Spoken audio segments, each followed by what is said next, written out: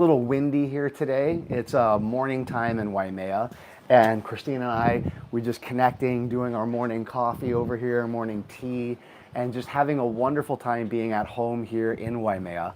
That's my grill over there. You guys all know, if you follow me on Instagram, you know how much I love my grilling and whatnot.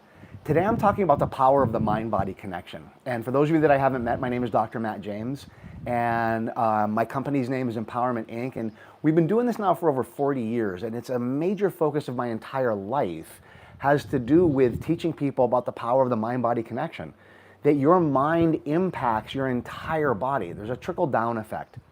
So many people understand that there is a mind-body connection, but what they don't truly appreciate is that everything that shows up in your physical body is a reflection of what's going on in your energy, your mind, and your emotions. Everything.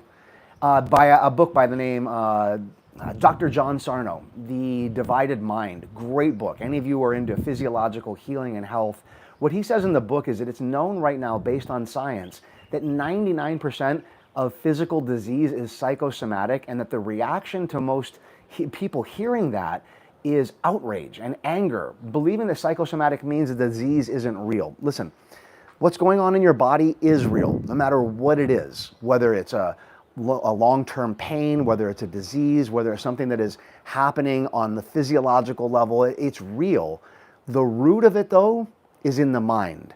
And that's why people like Bruce Lipton, Biology of Belief, myself, teaching this stuff now for close to 30 years, we focus in on looking at the body and going, okay, the body is reacting to something that's happening within the mind. Could be a trapped negative emotion.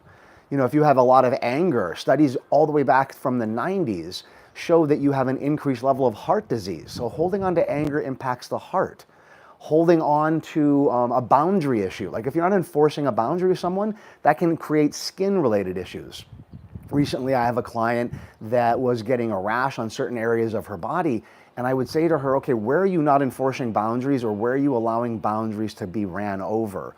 And sure enough, it had to do with family members, and we did some work around that, let go of baggage. We were able to then work on the physiological side of it from a boundary perspective, and her skin just naturally healed up. The beautiful thing about your body is your body knows how to heal. It just can't if you're holding on to stuff.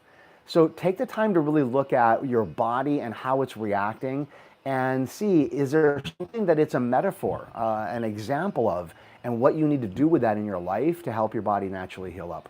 All right? Thank you so much for being patient last week. I do appreciate it. We just ran our 68th Huna work, you know, getting close to our 70th next March, which is absolutely incredible. Twice a year now since the early 90s. And if you like the content, we got a ton more on our YouTube channel. Subscribe to it so you know when I'm going live. And I look forward to seeing you next week. Still going to be here in Hawaii. Okay? Aloha.